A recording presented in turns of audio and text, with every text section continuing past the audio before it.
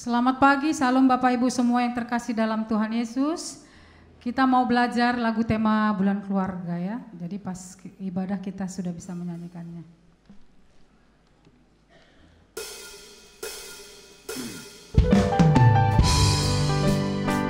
Mohon multimedia, lagu ditampilkan di layar.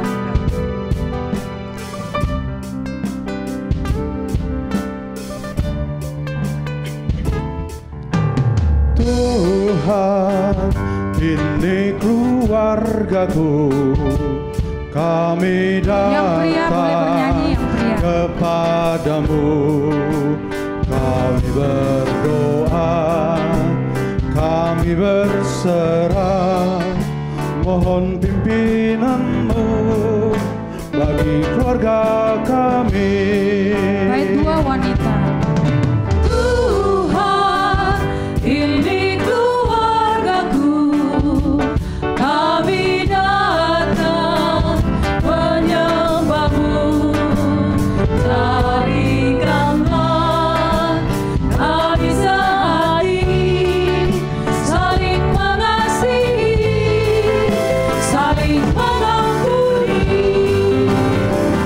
Ada Tuhan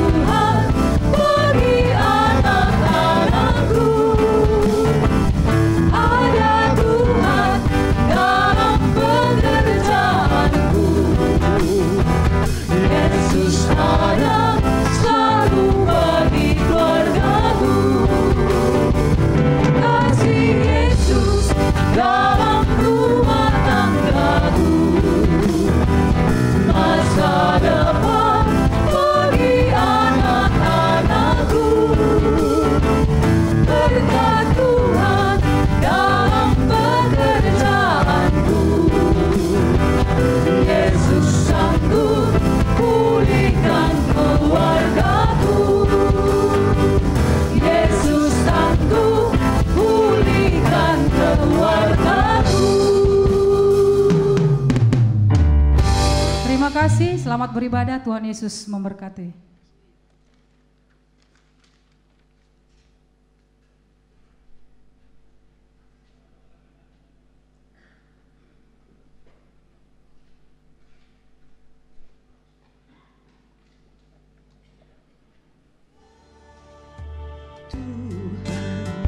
Ini keluargaku, kami datang kepadamu.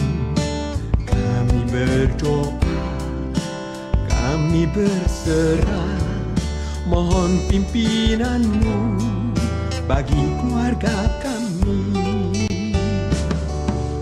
Tuhan, ini keluargaku, kami datang menyembah-Mu. Jadikanlah kami sehati, saling mengasihi, saling mengampuni.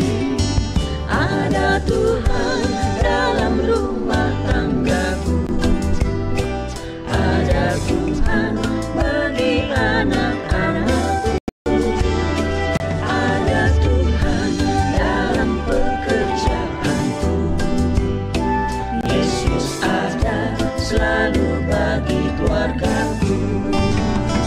Kasih Yesus dalam rumah tanggaku, masa depan bagi anak-anakku.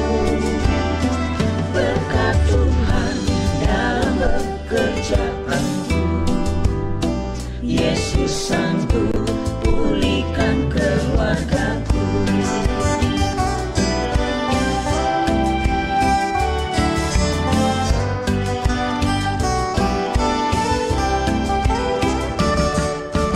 Tuhan, ini keluargaku, kami datang menyembah-Mu. Jadikanlah kami sehati, saling mengasihi, saling mengampuni. Ada Tuhan dalam rumah tanggaku, ada Tuhan bagi anak-anakku, ada Tuhan dalam pekerjaanku. Yesus ada selalu bagi keluargaku. Kasih Yesus dalam rumah tanggaku, masa depan bagi anak-anakku. Berkat Tuhan dalam pekerjaanku, Yesus sanggup pulihkan keluargaku. Yesus sanggup pulihkan keluargaku.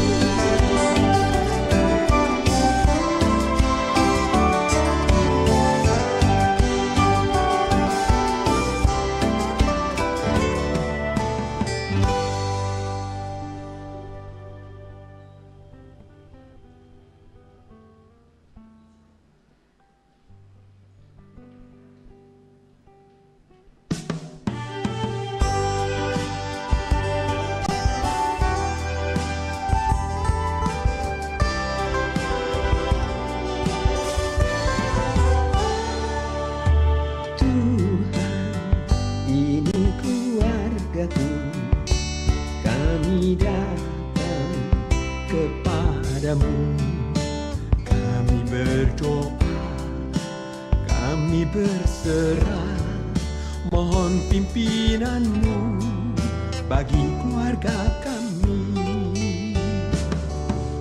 Tuhan, ini keluargaku, kami datang menyembah-Mu.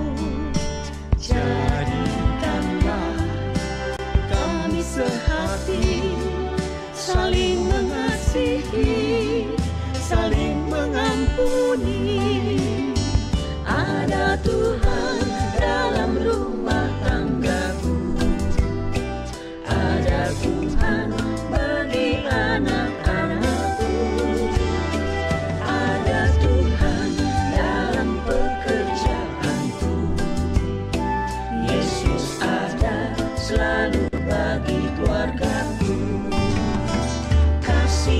Yesus dalam rumah tanggaku, masa depan bagi anak-anakku, berkat Tuhan dalam pekerjaanku, Yesus sanggup pulihkan keluargaku.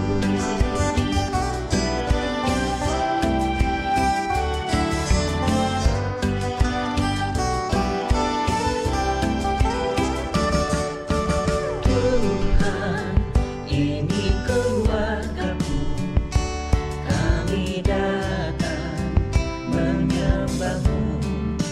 Jadikanlah kami sehati, saling mengasihi, saling mengampuni. Ada Tuhan dalam rumah tanggaku, ada Tuhan bagi anak-anakku, ada Tuhan dalam pekerjaanku, Yesus ada selalu bagi keluargaku. Kasih Yesus dalam rumah tanggaku, masa depan bagi anak-anakku, berkat Tuhan dalam pekerjaanku, Yesus sanggup pulihkan keluargaku, Yesus sanggup pulihkan keluargaku.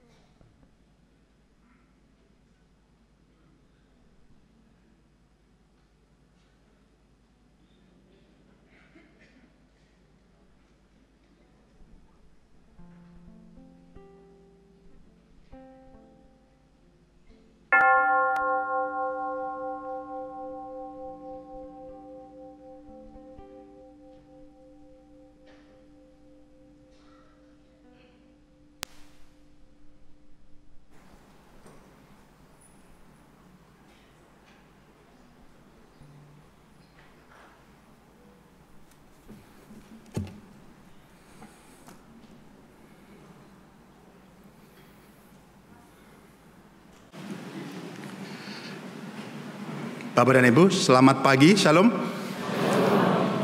Puji Tuhan kita bisa bertemu hari ini, sehat semua. Berkat Tuhan memampukan kita untuk datang bersekutu di tempat ini. Ada beberapa warta lisan yang ingin kami sampaikan, informasikan kepada Bapak Ibu. Yang pertama, hari ini adalah hari Minggu pertama kita masuki bulan keluarga, sehingga nanti ada satu lagu tema yang akan kita nyanyikan, dan untuk selama bulan Oktober akan kita nyanyikan terus-menerus. Dan hari ini kita juga mengadakan perjamuan kudus sedunia, sehingga hari ini adik-adik remaja tidak ada kebaktian di remaja dan bersatu dengan kita. Jadi kami sampaikan semoga adik-adik remaja bisa mengikuti ibadah ini dengan sukacita. Baik Bapak Ibu, sebelum kita masuk kepada ibadah kita, marilah kita datang kepada Tuhan untuk memohon pimpinannya di dalam saat teduh pribadi.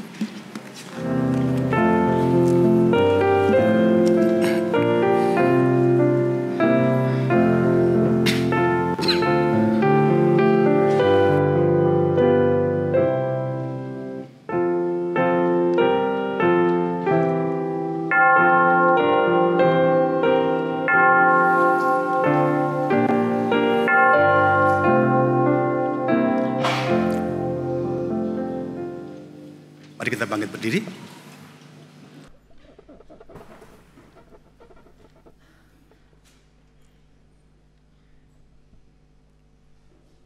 Umat yang terkasih, marilah kita tunduk dan hormat pada Allah Putra, Allah Roh Kudus yang hadir pada ibadah kita hari ini.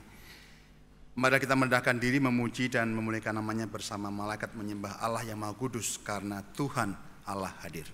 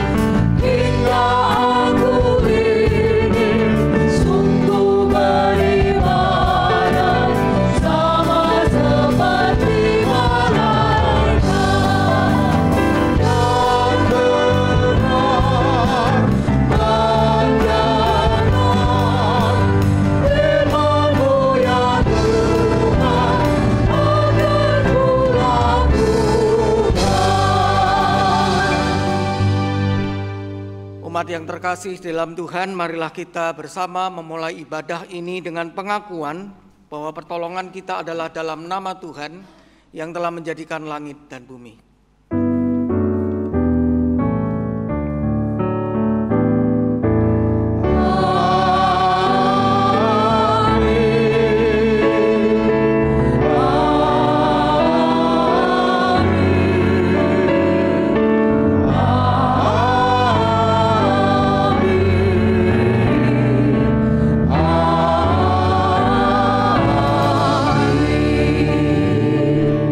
Menyertai saudara dan menyertai saudara juga.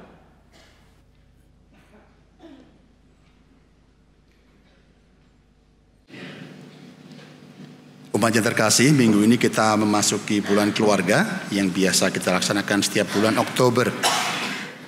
Sehingga tema khotbah kita hari ini yaitu keluarga yang memperjuangkan kesatuan menjadi sangat relevan untuk kita renungkan. Umat yang terkasih, penciptaan alam semesta, manusia dan isi dunia merupakan bentuk kerinduan Allah pada sebuah persatuan antara Allah dan ciptaan. Penciptaan membuat kita mengerti bahwa inisiatif persekutuan adalah dari Allah. Allah menciptakan laki-laki dan perempuan untuk menggambarkan makna persatuan dan persekutuan keluarga. Keluarga kita yang dipersatukan Allah haruslah selalu menghadirkan Allah di dalamnya. Keyakinan dan nilai-nilai keluarga haruslah kita selalu arahkan pada firman yang penuh kuasa. Jemaat, sebelum kita memasuki liturgi lebih lanjut, marilah kita sebagai anggota keluarga menilai dan merenungkan kehidupan kita. Apakah kita sebagai pribadi telah mengarahkan hati pada Tuhan? Apakah kita sebagai anggota keluarga telah menjadi pelaku firman yang mendatangkan damai dan sukacita di tengah keluarga kita? Mari datang kepadanya, merendahkan diri, dan memohon doa pengampunan atas segala dosa dan salah kita. Silakan untuk pengakuan dosa pribadi.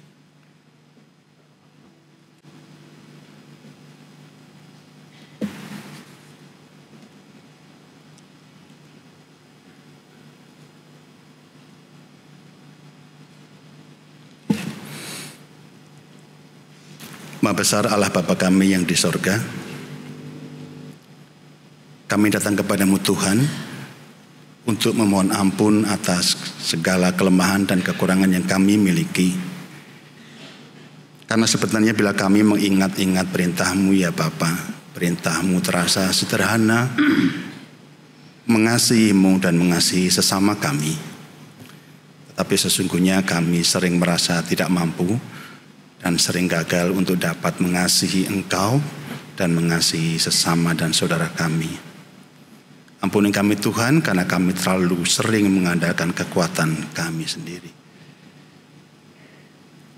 Bapa di surga, Engkau juga telah memberikan janji kepada kami bahwa bila kami percaya pada Yesus Tuhan kami, maka kami akan mendapatkan keselamatan. Tapi ampun Tuhan, ternyata kami sering menjadikan hal ini menjadi hal yang terlalu sepele buat kami, untuk kami berikan tanggung jawab dalam kehidupan kami.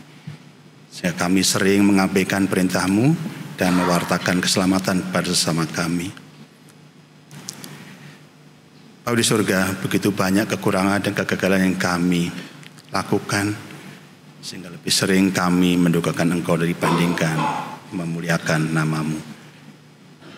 Ampunlah dosa dan kesalahan kami ya Bapa, di dalam nama Tuhan kami Yesus Kristus kami memohon. Amin.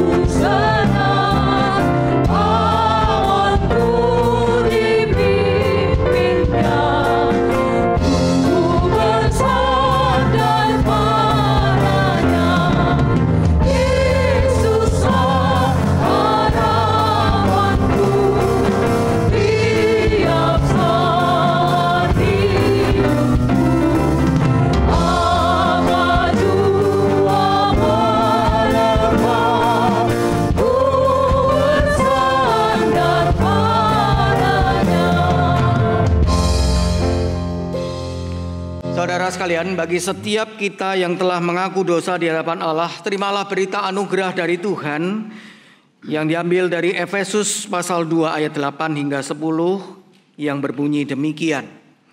Sebab karena anugerah kamu diselamatkan oleh iman, itu bukan hasil usahamu tetapi pemberian Allah. Itu bukan hasil pekerjaanmu, supaya tidak ada orang yang memegahkan diri. Karena kita ini buatan Allah, diciptakan dalam Kristus Yesus untuk melakukan pekerjaan baik yang dipersiapkan Allah sebelumnya. Ia mau supaya kita hidup di dalamnya.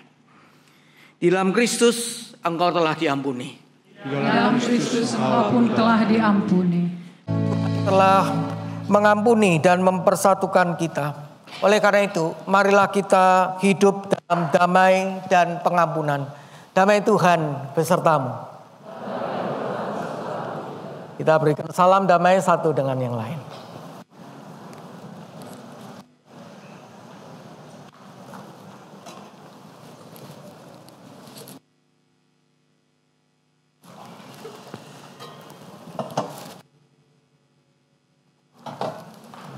Marilah kita merespon berita anugerah Tuhan dengan menyanyikan lagu Ada Tuhan Dalam Keluarga.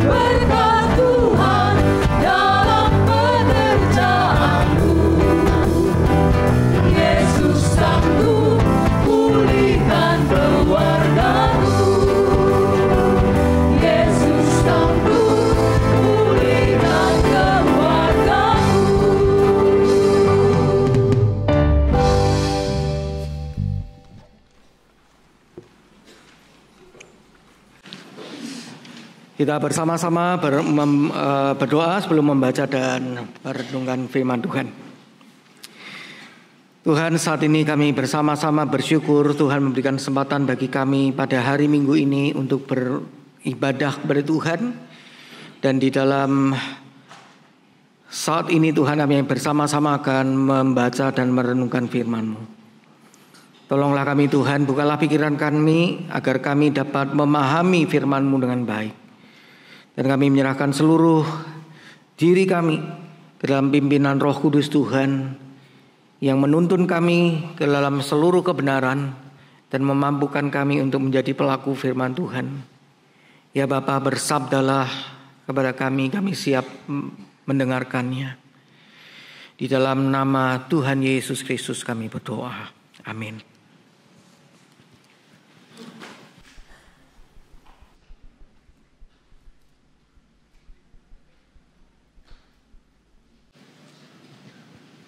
Bacaan firman Tuhan untuk pagi ini terambil dari Kejadian pasal 2 ayat 18 sampai dengan 24. Kejadian 2 ayat 18 sampai dengan 24. Tuhan Allah berfirman, "Tidak baik kalau manusia itu seorang diri saja. Aku akan menjadikan baginya penolong yang sepadan dengan dia." Lalu Tuhan Allah membentuk dari tanah segala binatang liar dan segala burung di udara. Semuanya dibawa kepada manusia itu untuk melihat bagaimana ia menamainya. Sama seperti nama yang diberikan manusia itu kepada setiap makhluk hidup. Begitulah namanya. Manusia itu memberi nama kepada segala ternak, kepada burung di udara, dan kepada segala binatang liar. Tetapi baginya tidak didapati penolong yang sepadan dengan dia. Lalu Tuhan Allah membuat manusia itu tidur nyenyak. Ketika ia tidur, Tuhan Allah mengambil salah satu rusuk dari dirinya, lalu menutup tempat rusuk itu dengan daging. Tuhan Allah membentuk rusuk yang diambilnya dari manusia itu menjadi seorang perempuan. Lalu ia membawa dia kepada manusia itu. Lalu berkatalah manusia itu, "Inilah dia, tulang dari tulangku dan daging dari dagingku. Ia akan dinamai perempuan, sebab ia diambil dari laki-laki. Sebab itu seorang laki-laki akan meninggalkan ayahnya dan ibunya dan bersatu dengan istrinya, sehingga keduanya menjadi satu daging." Demikianlah firman Tuhan.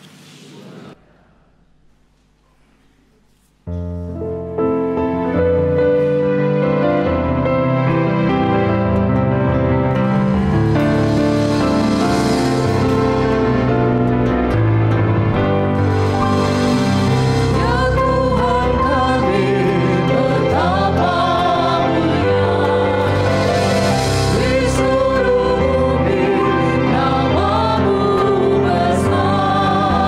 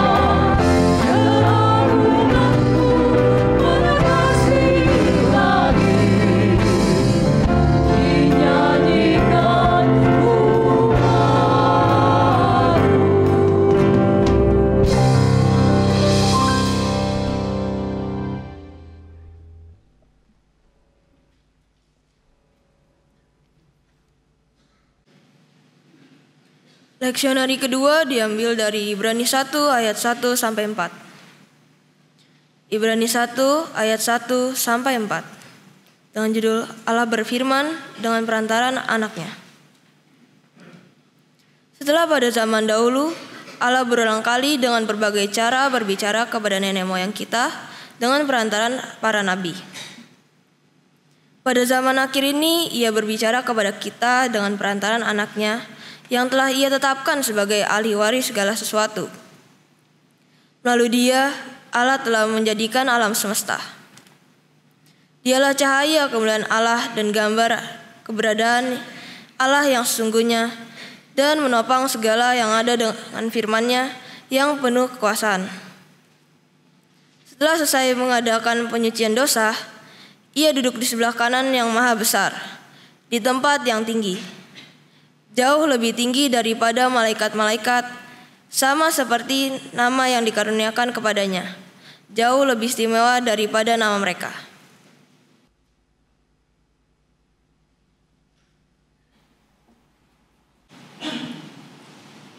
Dilanjutkan dari Ibrani 2 ayat 5 sampai 12. Yesus seketika lebih rendah daripada malaikat-malaikat. Sebab bukan kepada malaikat-malaikat telah Ia taklukkan dunia yang akan datang, yang kita bicarakan ini. Sebaliknya, ada orang yang pernah bersaksi di dalam suatu nas, katanya, "Apakah manusia sehingga engkau mengingatnya? Atau apakah manusia sehingga engkau mengindahkannya? Engkau telah membuatnya untuk waktu yang singkat lebih rendah daripada malaikat-malaikat, dan telah memahkotainya dengan kemuliaan dan hormat. Segala sesuatu telah engkau taklukkan di bawah kakinya. Sebab dalam menaklukkan segala sesuatu kepadanya, tidak ada suatu pun yang Ia kecualikan, yang tidak takluk kepadanya. Tetapi sekarang ini kita belum melihat segala sesuatu ditaklukkan kepadanya. Tetapi yang kita lihat ialah bahwa Yesus yang waktu yang singkat dibuat lebih rendah daripada malaikat-malaikat, dan karena penderitaan maut dimahkotai dengan kemuliaan dan hormat, supaya oleh anugerah Allah Ia mengalami maut bagi semua manusia. Sebab memang sepantasnya Allah yang baginya dan olehnya segala sesuatu dijadikan, yaitu Allah yang membawa banyak orang kepada kemuliaan, juga menyempurnakan perintis yang memimpin mereka kepada keselamatan melalui penderitaan. Sebab Ia menguduskan dan mereka yang dikuduskan semua berasal dari satu. Itulah sebabnya Ia tidak malu menyebut mereka saudara. Katanya, "Aku akan memberitakan namamu kepada saudara-saudaraku dan memuji-muji engkau di tengah-tengah jemaat." Demikian firman Tuhan. Injil Tuhan kita Yesus Kristus menurut Markus pasal 10 ayat 2 hingga 16. Markus 10 ayat 2 hingga 16.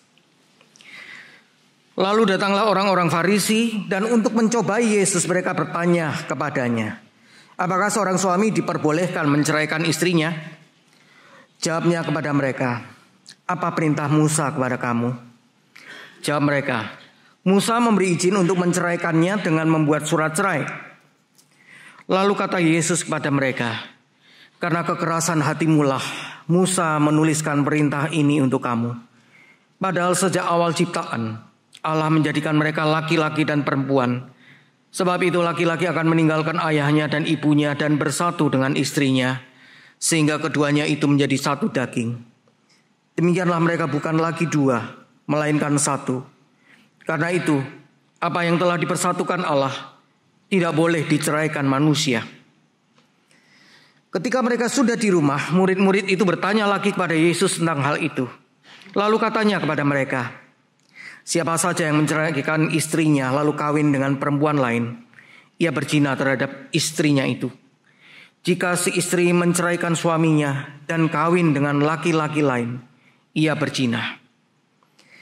Lalu orang membawa anak-anak kecil kepada Yesus supaya ia menyentuh mereka. Tetapi murid-muridnya memarahi orang-orang itu. Melihat hal itu, Yesus marah dan berkata kepada mereka, "Biarkanlah anak-anak itu datang kepadaku, jangan menghalang-halangi mereka. Sebab orang-orang seperti inilah yang memiliki kerajaan Allah. Sesungguhnya aku berkata kepadamu, siapa saja yang tidak menyambut kerajaan Allah seperti seorang anak kecil, ia tidak akan masuk ke dalamnya." Lalu ia memeluk anak-anak itu dan sambil meletakkan tangannya di atas mereka, ia memberkati mereka. Demikianlah Injil Tuhan kita Yesus Kristus. Berbahagialah setiap orang yang mendengarkan firman Allah dan yang memeliharanya. Haleluya.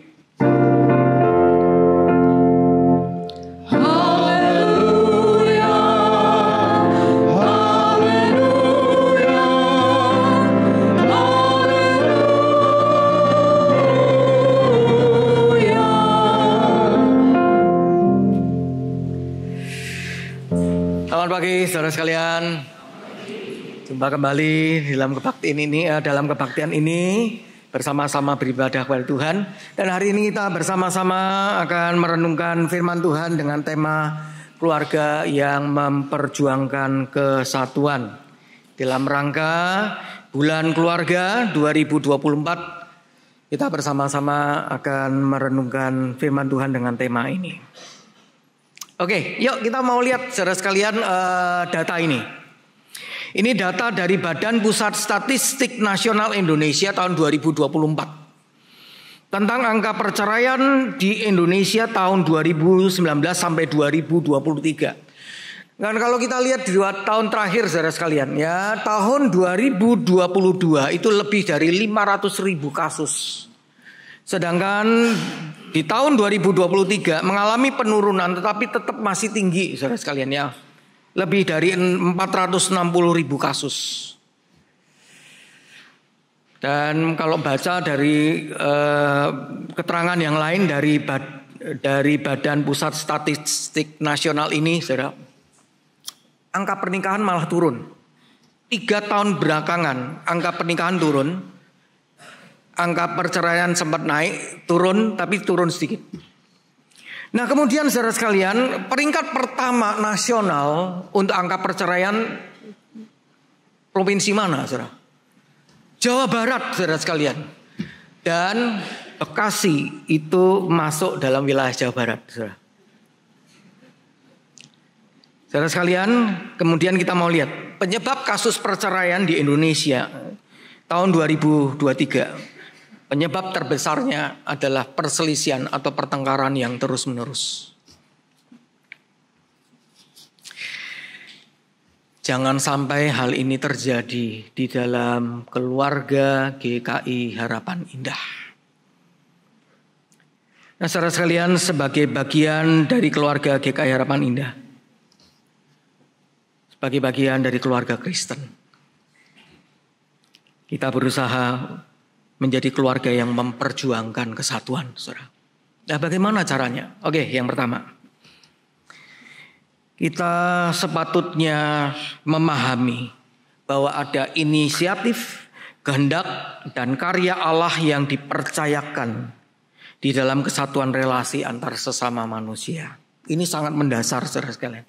Jadi di dalam pemahaman kita, di dalam pikiran kita selalu ingat bahwa kesatuan itu ada inisiatif Allah, kehendak Allah, dan juga karya Allah yang dipercayakan kepada kita loh.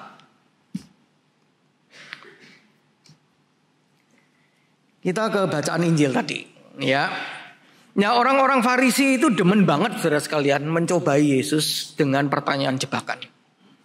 Dan kalau kita lihat dalam ayat 1 sebenarnya Tuhan Yesus itu berada di mana? Yesus waktu itu sedang berada di wilayahnya Herodes Antipas.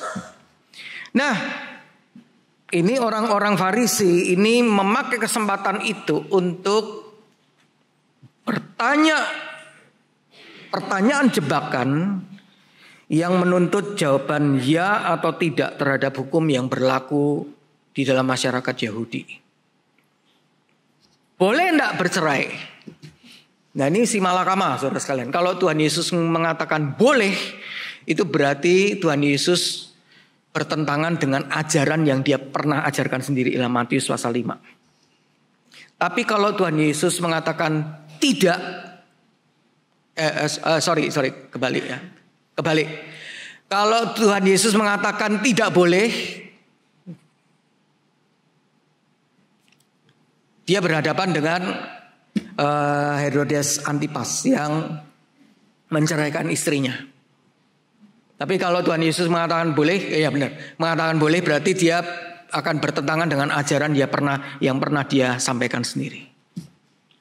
Nah itulah sebabnya saudara sekalian, Tuhan Yesus tanya balik kepada orang-orang Farisi itu. Nah kalau menurut hukum, apa yang kau baca di dalam hukum Taurat? Ya, mereka mengatakan, ya Musa menuliskan surat cerai. Nah kali ini orang-orang Farisi mengajukan hukum perceraian yang diatur di dalam Ulangan 24 ayat 1 sampai 4 sebagai klaim pembenaran bahwa perceraian itu dilegalkan sejauh ada surat cerai. Atau dengan kata lain, pokoknya kalau ada surat cerai, ya cerai itu boleh. Nah, saudara sekalian, Yesus yang tahu maksud dan niat hati orang-orang Farisi ini, menanggapi pertanyaan jebakan dari orang Farisi itu, Tuhan Yesus menyebutkan alasan mengapa Musa memberikan izin terhadap perceraian, atau lebih tepat terpaksa menerbitkan hukum perceraian. Alasan yang merupakan akar persoalan dari adanya hukum perceraian. Apa itu saudara sekalian? Lihat di dalam ayat 5. Silakan slide. Ketegaran atau kekerasan hati pelaku perceraian. Hati yang tidak bisa diubah, hati yang tidak bisa dibilangi. Alasan ketegaran hati ini kelihatannya bukan hanya menunjuk kepada kebebalan. Tidak bisa dibilangin, tidak bisa dikasih tahu. Tetapi juga adanya unsur kesengajaan agar perceraian itu bisa tetap terjadi. Pokoknya aku mau cerai. Tidak bisa yang bisa mencegah aku.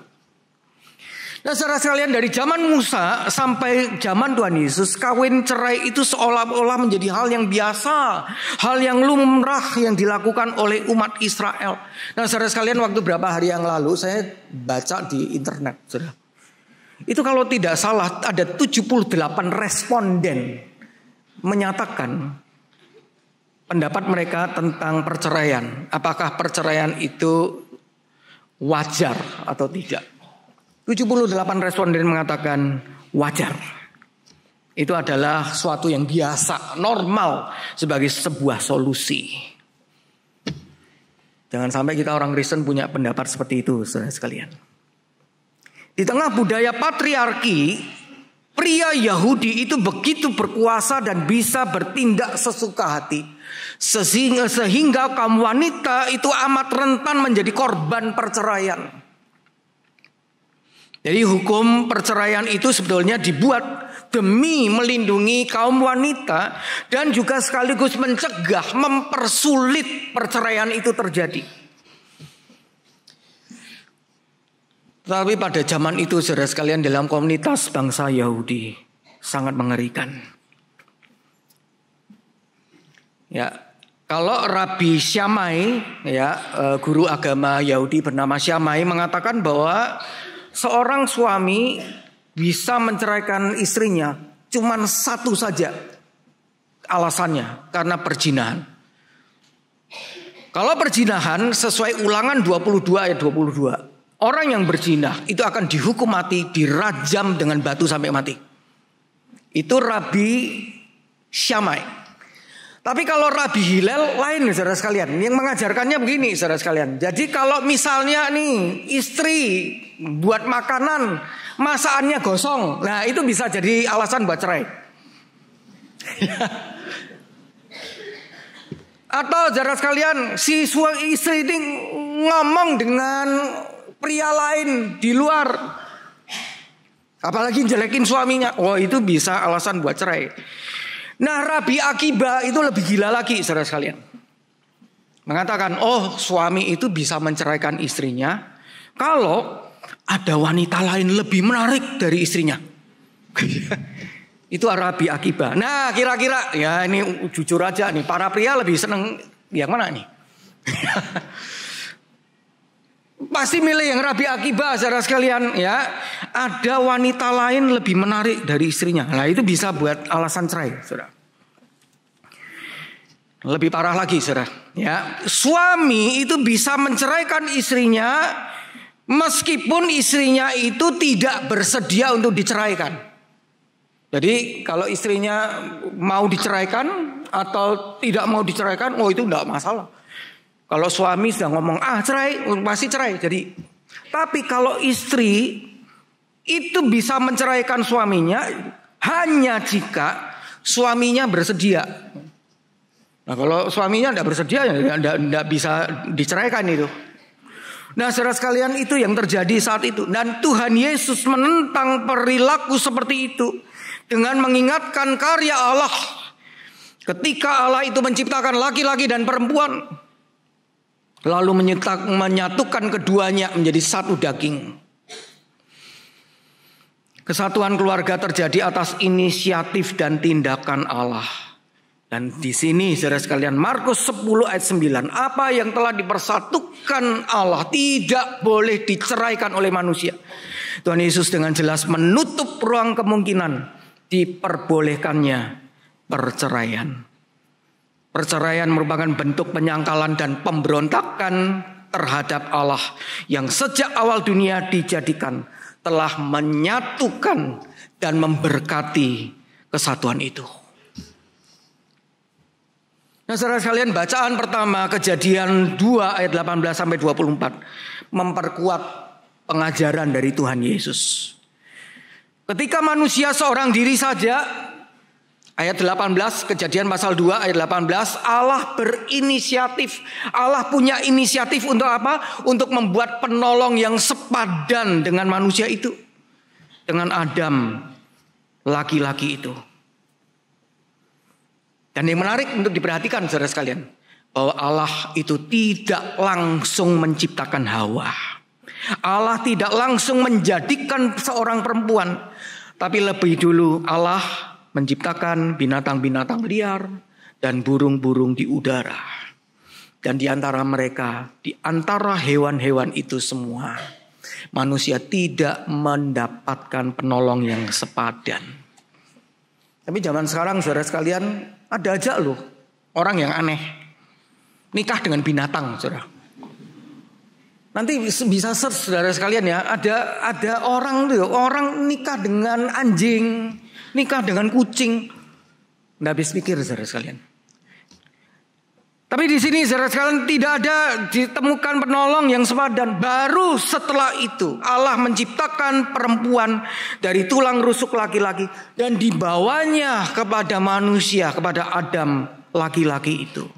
Dan perjumpaan keduanya antara laki-laki dan perempuan itu memunculkan pengakuan dari Adam. Inilah tulang dari tulangku, inilah daging dari dagingku. Itulah sebabnya ia dinamai perempuan. Isya dalam bahasa Ibrani, sebab dia diambil dari laki-laki. Ish. Jadi kalau laki-laki itu ish, kalau perempuan isya. Nah di sini saudara sekalian, ini kan ada kebenaran yang menarik ya. Tulang rusuk yang hilang dari Adam, dari laki-laki itu terdapat di mana, saudara? Terdapat dalam diri Hawa, dalam diri perempuan itu. Berarti kesatuan laki-laki dan perempuan di dalam pernikahan adalah kesatuan yang saling melengkapi. Itu yang pertama. Dan yang kedua, tidak ada ruang, apalagi dengan sengaja memisahkan apa yang hakikatnya adalah satu.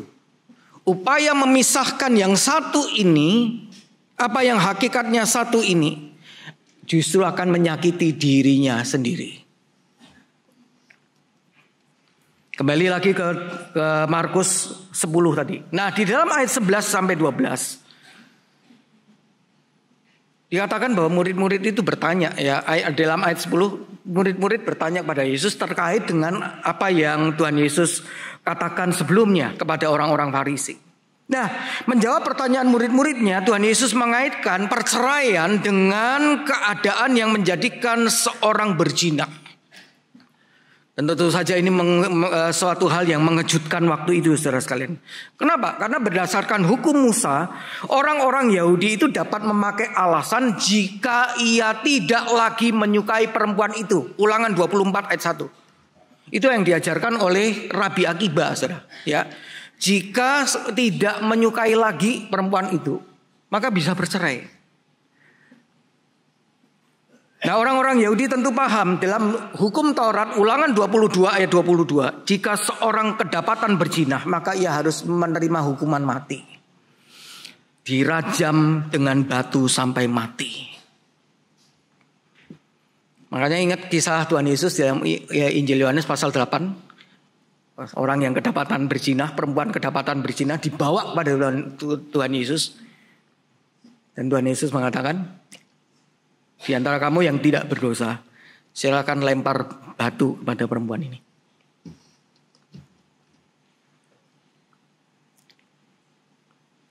Jadi pernikahan itu berakhir cuman karena satu alasan, yaitu apa? Kematian. Kesatuan laki-laki dan perempuan yang dikerjakan Allah dalam relasi manusia hanya dapat dipisahkan oleh kematian, bukan oleh manusia itu sendiri. Silakan slide. Jadi di sini saudara sekalian jelas sekali ada inisiatif, kehendak dan juga karya Allah yang dipercayakan di dalam kesatuan relasi antar manusia. Kesatuan itu adalah anugerah Allah yang dipercayakan kepada kita manusia untuk dirawat dan dijaga. Sebab kesatuan itu pertama-tama bukan hasil perjuangan manusia. Ingat tadi ya, Kejadian 2 ayat 18. Tetapi muncul dari inisiatif Allah yang kemudian melibatkan manusia di dalamnya. Pegang terus, ingat terus hal ini saudara sekalian. Kita memperjuangkan kesatuan. Kenapa?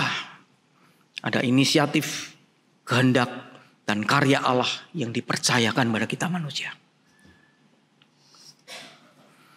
Yang kedua, bagaimana kita berusaha menjadi keluarga yang memperjuangkan kesatuan. Yang kedua, memperjuangkan kesatuan relasi antar sesama manusia demi menikmati segala berkat Tuhan dan menjadi sarana memuliakan namanya.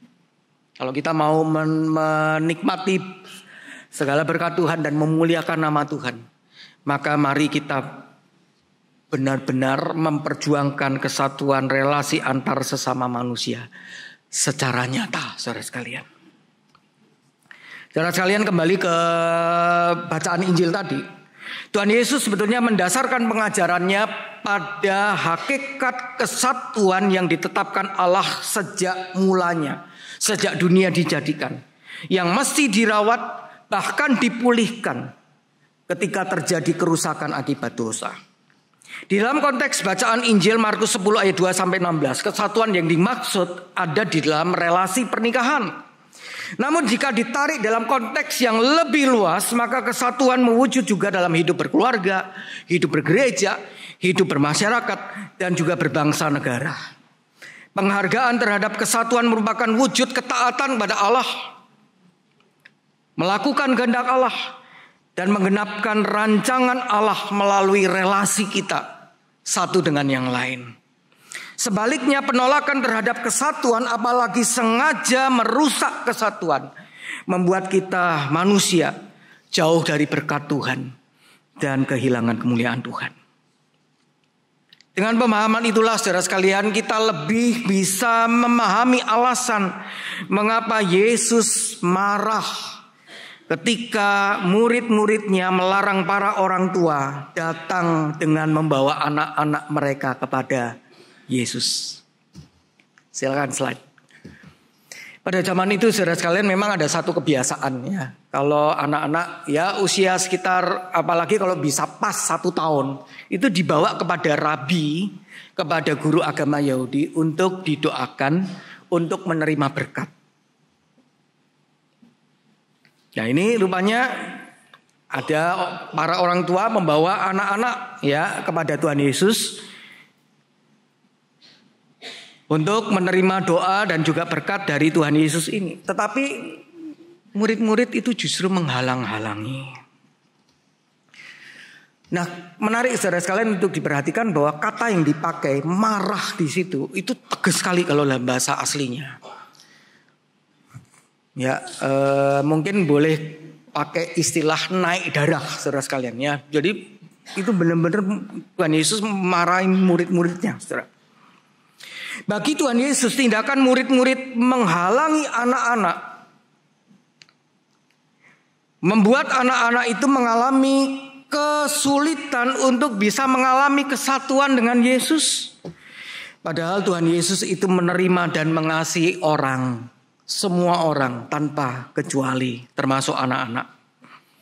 Hal ini karena sejak semulanya Allah adalah pribadi yang mengambil inisiatif untuk berelasi, untuk bersekutu dan bersatu dengan seluruh ciptaannya. Di dalam diri Tuhan Yesus hakikat pribadi Allah itu tidak berubah dan justru semakin tampak bersahabat dengan manusia. Dan itu dibuktikan dengan apa? Tuhan Yesus memeluk anak-anak itu. Tuhan Yesus meletakkan tangannya atas anak-anak itu. Dan Tuhan Yesus memberkati anak-anak itu. Tindakan Tuhan Yesus menegaskan bahwa ia mengundang semua orang tanpa kecuali untuk hidup dalam kesatuan dengan dirinya. Serta menerima berkat yang diberikannya. Wah ini indah sekali. Saudara. Oh kalau setiap kita yang hadir di dalam kebaktian ini. Kita juga seperti Tuhan Yesus. Punya karakter sifat seperti Tuhan Yesus. Mengundang semua orang tanpa kecuali untuk hidup di dalam kesatuan dengan dirinya. Jadi dengan siapa saja pengen hidup di dalam kesatuan, saudara sekalian. Dengan suami, dengan istri, dengan anak, dengan tetangga, dengan sesama anggota jemaat, sesama anggota masyarakat. Pengen tanpa kecuali hidup di dalam kesatuan. Nah saudara sekalian kadangkala ya persoalan di gereja, persoalan di keluarga, apalagi kalau itu menimbulkan perselisihan. Bisa mengakibatkan kesatuan keluarga atau kesatuan gereja itu rentan mengalami pemisahan. Tidak sedikit manusia memiliki kecenderungan untuk lebih suka memilih berpisah ketimbang merawat dan memperjuangkan kesatuan. Ajaran Tuhan Yesus justru menekankan hakikat kesatuan yang ditetapkan Allah sejak awal dunia. Dan bagaimana ia menentang segala tindakan yang memisahkan kesatuan. Ingat saudara sekalian, kesatuan itu pertama-tama bukan hasil perjuangan manusia. Melainkan muncul dari inisiatif Allah yang kemudian melibatkan manusia di dalamnya. Silakan slide. Jadi tugas kita adalah merawat dan memperjuangkan kesatuan agar dalam kesatuan berkat Tuhan senantiasa hadir dan melalui kesatuan kita memuliakan nama Tuhan. Mulai dari hal-hal yang sederhana saudara sekalian. Salam, senyum, sapa. Tentu saja bukan senyum-senyum sendiri. Ya, meluangkan waktu untuk berkumpul bersama, tidak terpaku dengan gadget misalnya. Mau saling mengampuni, mau saling memaafkan, saling mengasihi, memperhatikan, berbuat, berkata yang baik. Mari kita bersama-sama perjuangkan dan rawat kesatuan itu di dalam kehidupan, baik itu di dalam kehidupan keluarga maupun juga dalam kehidupan gereja, kehidupan bermasyarakat, berbangsa, bernegara. Yang terakhir, saudara sekalian, yang ketiga, bagaimana kita mengusahakan keluarga yang memperjuangkan kesatuan. Yang ketiga, kita sepatutnya memperdalam kedekatan dan kesatuan dengan Tuhan agar dimampukan merawat dan menjaga kesatuan sebagaimana kehendak Tuhan. Secara prinsip, kesatuan yang dikehendaki Allah sejatinya bersumber dari kesatuan relasi Allah dengan manusia. Saat Allah menciptakan manusia menurut gambar dan rupanya. Sebagaimana refleksi dari Daud sang pemazmur di dalam Mazmur 8 ayatnya yang ke-6 dan ayatnya yang ke-7. Yuk kita baca bersama-sama ayat ini. 1, 2, 3. Namun engkau telah membuatnya hampir sama seperti Allah dan telah memahkotainya dengan kemuliaan dan hormat. Engkau membuat dia berkuasa atas buatan tanganmu. Segala-galanya telah kau letakkan di bawah kakinya. Di sini jelas saudara sekalian, hakikat manusia adalah makhluk mulia yang diharapkan dapat berkuasa atas segala ciptaan untuk tujuan memuliakan Allah. Harapan itu terwujud jika manusia hidup dalam kesatuan dengan Allah. Tanpa kesatuan dengan Allah itu, maka upaya manusia berkuasa hanya akan berujung pada penyelewangan dan penyalahgunaan kekuasaan. Manusia hanya akan hidup seorang diri tanpa terikat dan terkait dengan yang lainnya. Sehingga hidup dan lakunya berfokus hanya untuk dirinya sendiri. Puji syukur kepada Tuhan saudara sekalian bahwa harapan tersebut telah digenapi di dalam dan melalui diri Tuhan Yesus Kristus. Yang adalah cahaya kemuliaan Allah dan gambar wujud Allah. Ibrani 1 ayat 1 sampai 4. Bacaan kedua tadi. Di dalam Tuhan Yesus Kristus, manusia yang tadinya kehilangan kemuliaan Allah akibat dosa, memperolehnya kembali melalui karya keselamatan yang dikerjakan oleh Tuhan Yesus Kristus. Dengan karya keselamatan itulah hakikat manusia sebagai gambar dan rupa Allah tetap dan tidak berubah. Sehingga manusia tetap mengalami kesatuan dengan Allah di dalam dan melalui Tuhan Yesus Kristus. Silakan slide.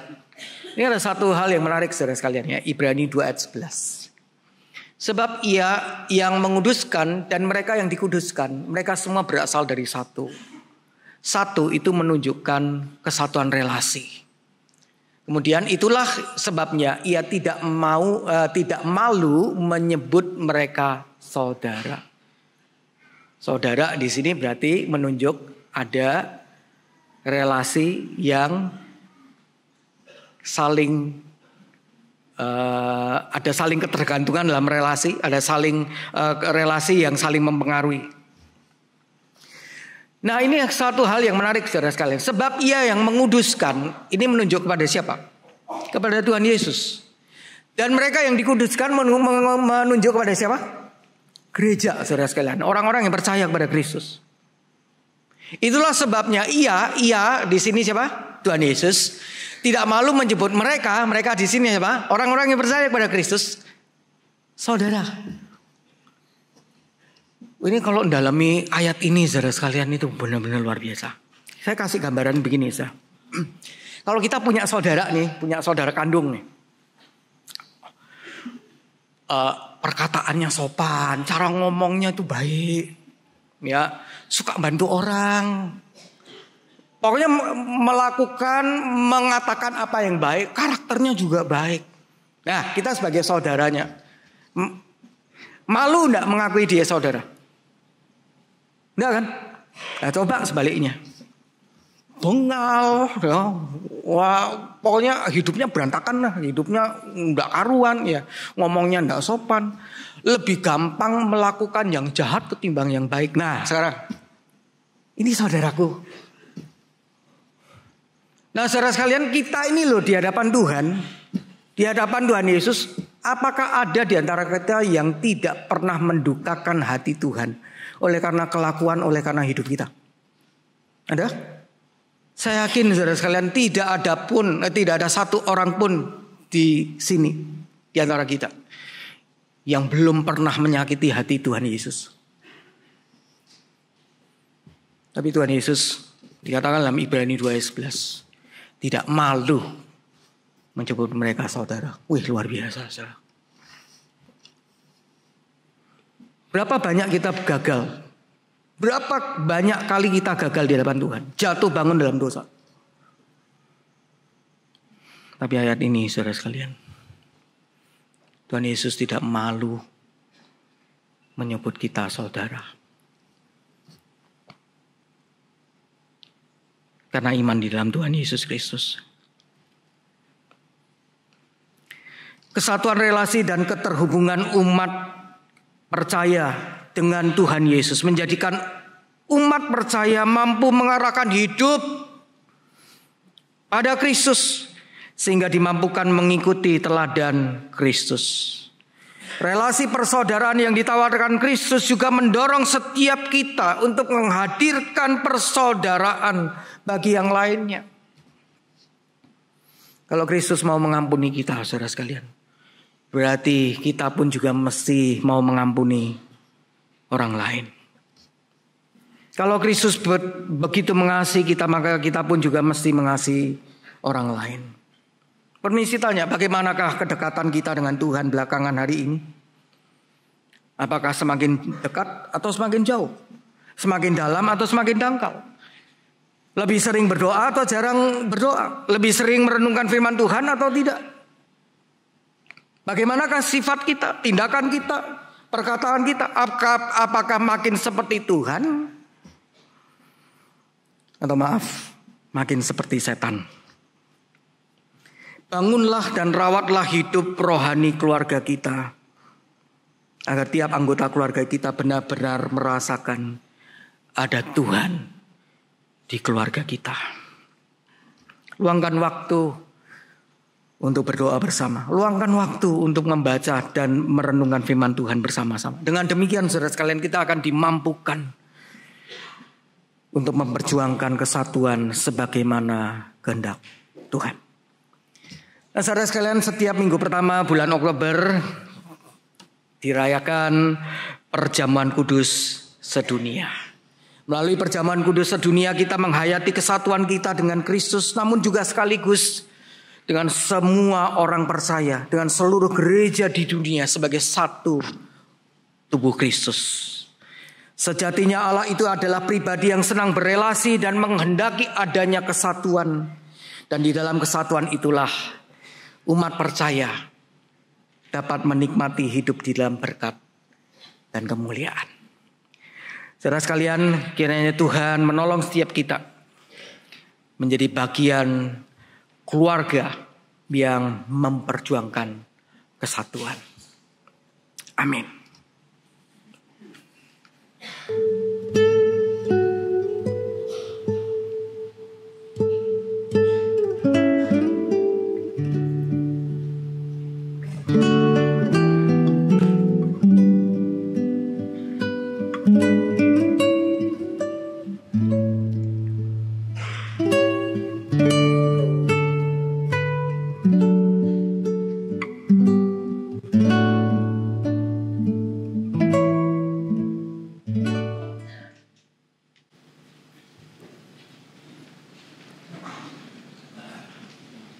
Marilah kita bersama dengan umat Allah, masa lalu, masa kini, dan masa depan, mengingat pada pengakuan baptisan kita. Marilah kita bersama-sama mengikrarkan pengakuan iman rasuli yang berbunyi demikian.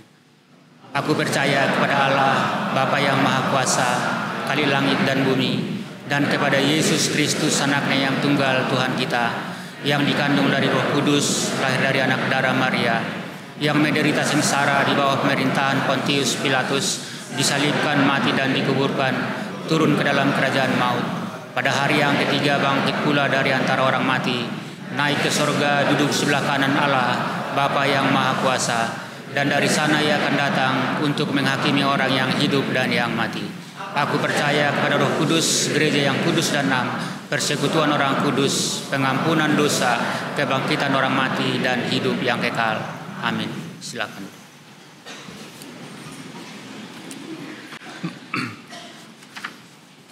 Kita bersama berdoa syafaat. Ya Tuhan, saat ini kami berdoa secara khusus Tuhan.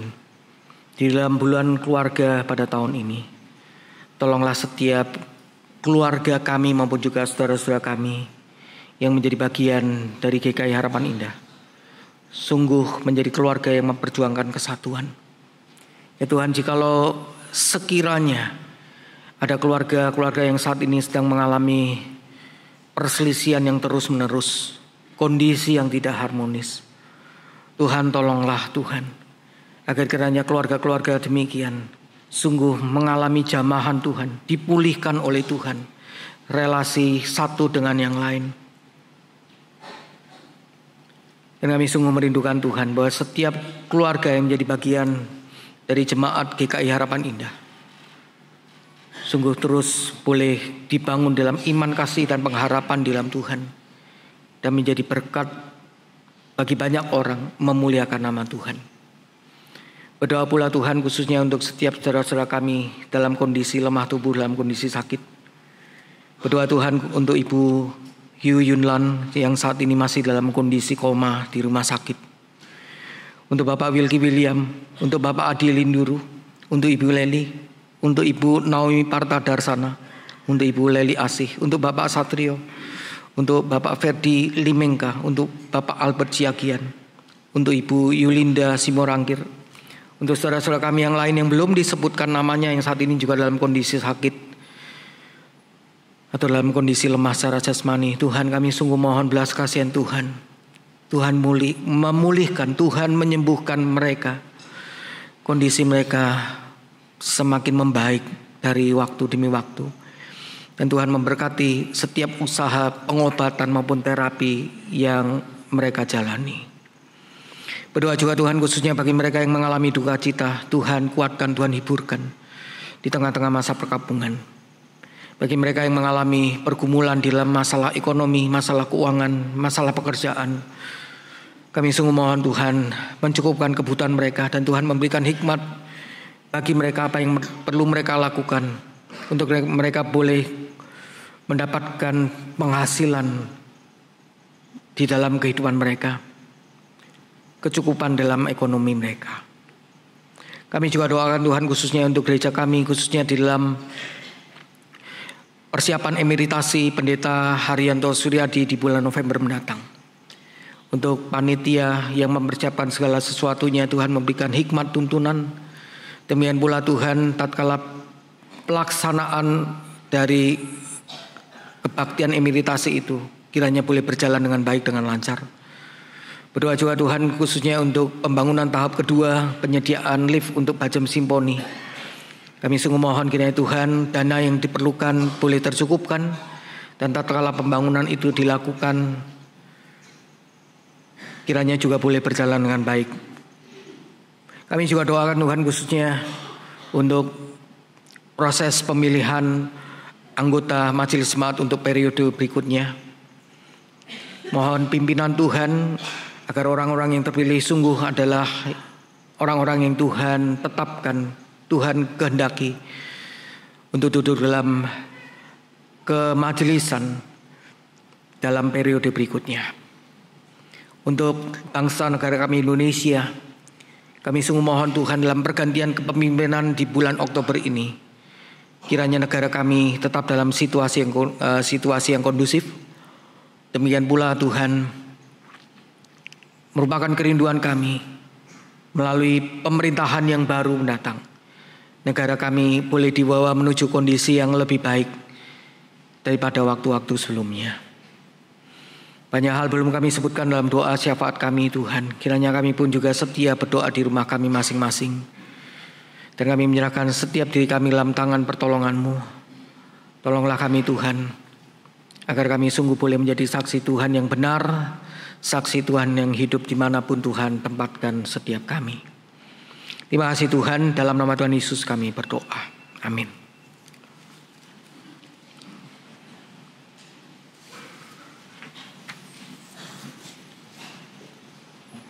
Umat yang terkasih, marilah kita menyampaikan ucapan syukur bagi Allah atas kemurahan yang selalu diberikan kepada kita melalui persembahan yang kita kumpulkan bersama-sama. Firman Tuhan yang melandasi ucapan syukur ini diambil dari Mazmur 96 ayat 8 yang berbunyi demikian, berilah kepada Tuhan kemuliaan namanya, bawalah persembahan dan masuklah ke pelatarannya. Kami memberikan kesempatan bagi seluruh umat untuk menyampaikan ucapan syukur bagi Tuhan. Yang biasa memakai amplop dipersilakan untuk memasukkan ke kotak persembahan yang di luar kotak ibadah, dan yang terbiasa memakai QR Code dipersilakan menghadapkan QR Code-nya ke QR Code yang ada di layar ataupun di kursi dekat. Kita memanjatkan doa Bapa kami yang kita nyanyikan bersama-sama.